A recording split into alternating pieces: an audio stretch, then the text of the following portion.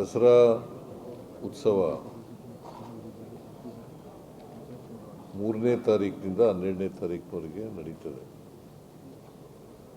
3ನೇ ತಾರೀಕು ಉದ್ಘಾಟನೆ ಆಗ್ತದೆ. 12ನೇ ತಾರೀಕು ಜಂಬೂ ಸವಾರಿ ನಡೀತದೆ. ಈ ಸಾರಿ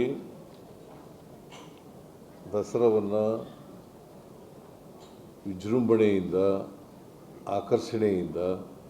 ಆಕರ್ಷಣೀಯವಾಗಿ ಮತ್ತು ಅರ್ಥಪೂರ್ಣವಾಗಿ ಆಚರಣೆ ಮಾಡಬೇಕು ಅಂತೇಳಿ ತೀರ್ಮಾನ ಆಗಿದೆ. ಯಾಕೆಂದರೆ ಈ ವರ್ಷ ನಮ್ಮ ವಾಡಿಕೆ ಮಳೆಗಿಂತ ಹೆಚ್ಚು ಮಳೆಯಾಗಿದೆ. ಬಿತ್ತನೆ ಆಗಿದೆ, ಪೀಕ್ ಚೆನ್ನಾಗಿದೆ, ರೈತರು ಎಲ್ಲ ಹರ್ಷದಿಂದ ಇದ್ದಾರೆ. ಮತ್ತು ದಸರಾ ಉದ್ಘಾಟನೆ ದಿನವೇ ಸಾಂಸ್ಕೃತಿಕ ಕಾರ್ಯಕ್ರಮಗಳು ಕೂಡ ಪ್ರಾರಂಭ ಆಗ್ತವೆ.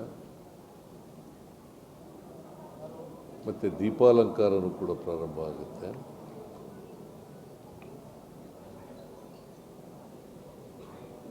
ದಸರಾ ವಸ್ತು ಪ್ರದರ್ಶನವೂ ಕೂಡ ಪ್ರಾರಂಭ ಆಗುತ್ತೆ, ಅವತ್ತೇ ಉದ್ಘಾಟನೆ ಆಗುತ್ತೆ. ಕುಸ್ತಿ ಪ್ರದರ್ಶನವೂ ಕೂಡ ಉದ್ಘಾಟನೆ ಆಗುತ್ತೆ. ಯುವ ಸಂಭ್ರಮ, ಯುವ ದಸರಾ, ಆಮೇಲೆ ಕ್ರೀಡೆಗಳು ಇವೆಲ್ಲವೂ ಕೂಡ ಅವತ್ತೇ ಪ್ರಾರಂಭ ಆಗ್ತದೆ. ನಾನು ಭಾಳ ಸ್ಪಷ್ಟವಾದಂಥ ಸೂಚನೆಯನ್ನು ಕೊಟ್ಟಿದ್ದೇನೆ. ಮತ್ತು ದೀಪಾಲಂಕಾರ ಈ ಸಾರಿ 21 ದಿನಗಳ ಕಾಲ ನಡೀತದೆ. ಅಂದರೆ ದಸರಾ ಜಂಬೂ ಸವಾರಿ ಮುಗಿದ ಮೇಲೂ ಕೂಡ ಸುಮಾರು 9 ದಿನಗಳ ಕಾಲ ನಡೀತದೆ, ಅಲ್ಲ 11 ದಿನಗಳ ಕಾಲ ನಡೀತದೆ. ಒಟ್ಟು 21 ದಿನಗಳ ಕಾಲ. ಕಳೆದ ಬಾರಿಗಿಂತ ಈ ಸಾರಿ ಚೆನ್ನಾಗಿ ಹೆಚ್ಚು ಆಕರ್ಷಣೀಯವಾಗಿ ದೀಪಾಲಂಕಾರ ಇರಬೇಕು ಅಂತೇಳಿ ಸಂಬಂಧಪಟ್ಟಂಥ ಇಲಾಖೆಯವರಿಗೆ ಮತ್ತು KJ ಜಾರ್ಜ್ ಅವರು ಕೂಡ ಪಾರ್ಟಿಸಿಪೇಟ್ ಮಾಡಿದರು. ಅವ್ರಿಗೂ ಕೂಡ ಸೂಚನೆಯನ್ನು ಕೊಟ್ಟಿದ್ದೇವೆ. ಅದರಿಂದ ಅವರು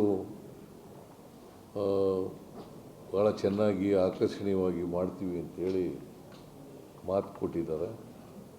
ಅದರಂತೆ ನಡ್ಕೋತಾರೆ ಅಂತಕ್ಕಂಥ ವಿಶ್ವಾಸ ನನಗಿದೆ. 21 ದಿನ ಲೈಟಿಂಗ್.